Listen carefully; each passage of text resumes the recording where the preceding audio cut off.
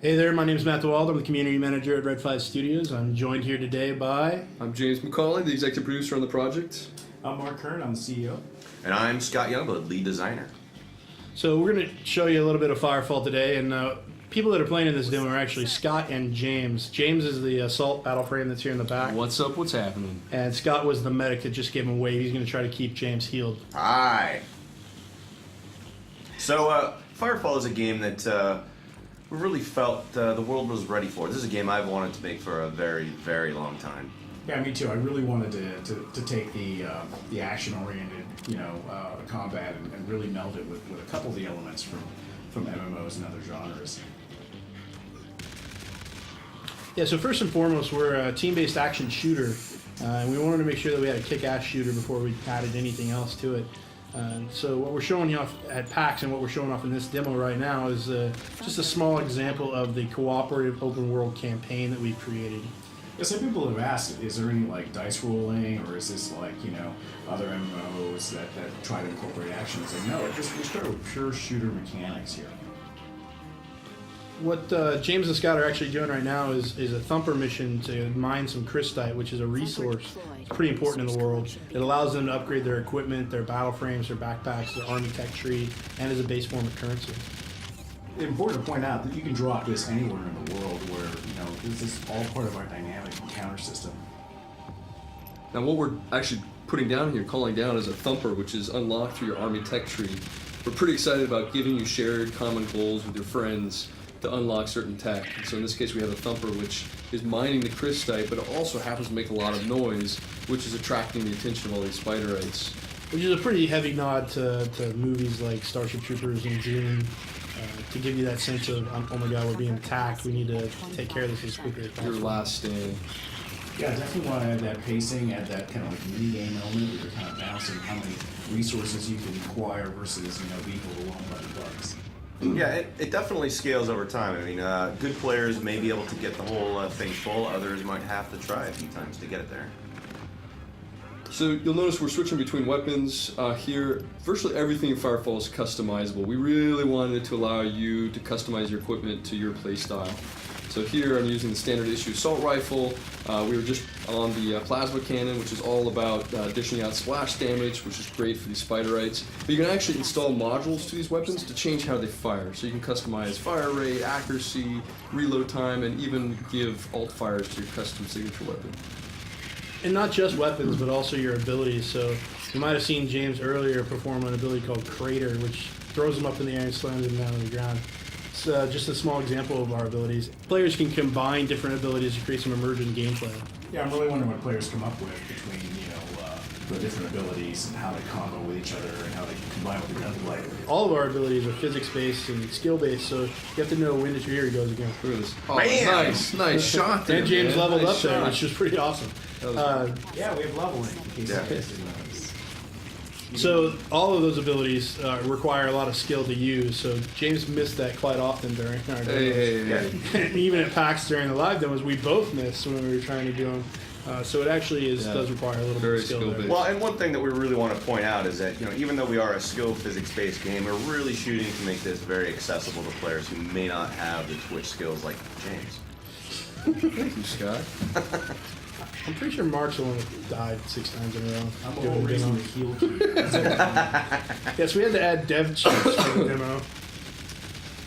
So you'll also notice that we've been switching between first and third person perspective. This was something that we heavily debated internally for a while, whether we were a first person shooter or a third person shooter.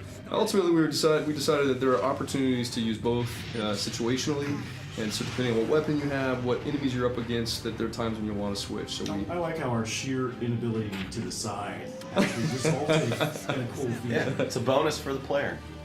So once you've collected all these resources, you can upgrade not just your weapons, not your battle frame, not just your backpack, but you'll also be able to get a really slamming mustache. But you gotta earn it, man. You gotta unlock that. That's a heavy duty unlock. That's like killing the boss creatures right there. So James just picked up a backpack, and he's going to hop on this dropship to fly to a nearby city in order to equip that. Now, when we're flying over, we really wanted to show off that we have an open world that is actually lush and dynamic and has various things going on.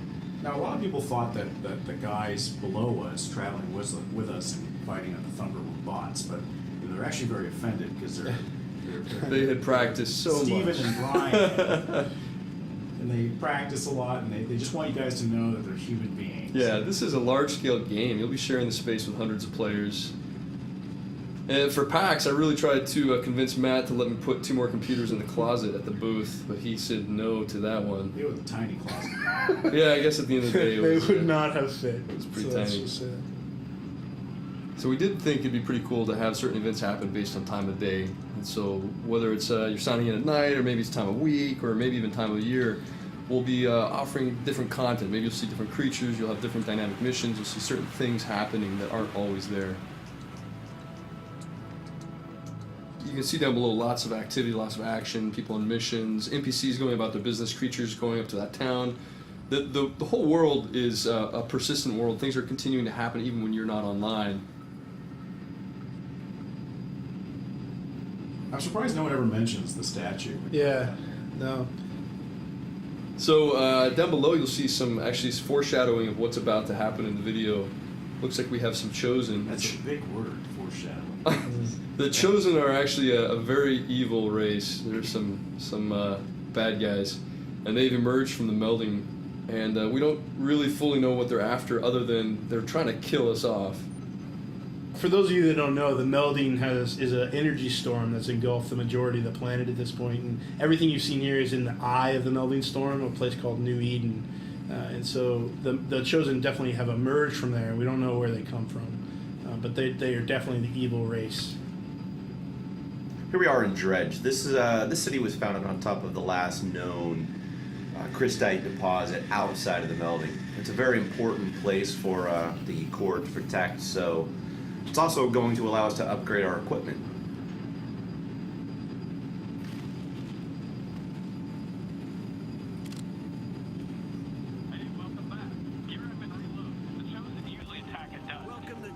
Yeah, this is one of our hubs, right? We wanted to take the social aspect of some of these other games and integrate them into shooters. Place to meet up with other players, get on missions together, join armies, tech up, buy, sell, trade, all that sort of stuff. Have a wiki whacker.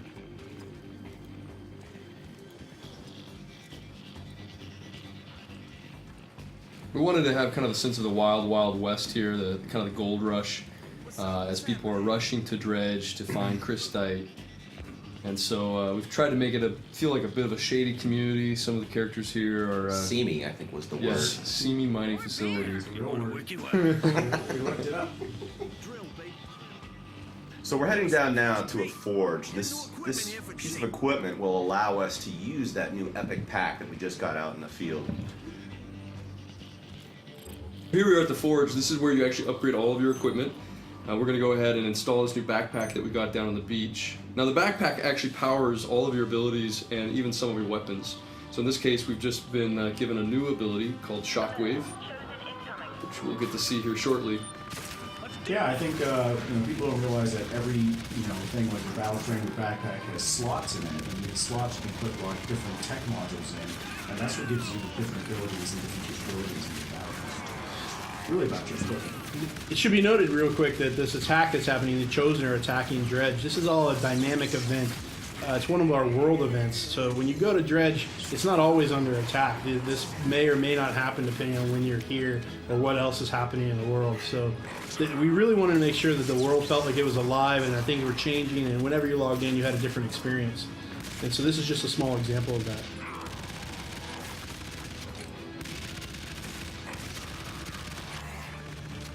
So we also worked with the Chosen, speaking of iteration design. Originally the Chosen were a lot smaller than they are here. And we felt that they didn't feel very imposing when you were attacking. So it's really important to increase their size, make them more visible, make them feel more threatening. Enough about the Chosen. What's that guy up there, man? So that's an example of our melding titan, or a melding titan, that's attacking Dredge. It's a pretty powerful creature. It's going to take a lot more than just handguns to defeat it. So James is headed over to a nearby turret in order to try to attack the creature and get rid of it before it destroys Dredge. So it's important to note that if you don't defend a town, it's going to be completely taken over by the Chosen. But that in turn is going to create new dynamic missions to retake the town. Yeah, it doesn't just respawn after a while. You'll actually have to fight as a team, join up with other players, and actually take it back. And you really do care about these towns. All of them have things that are unique to them, so your access to them is something that you should care about.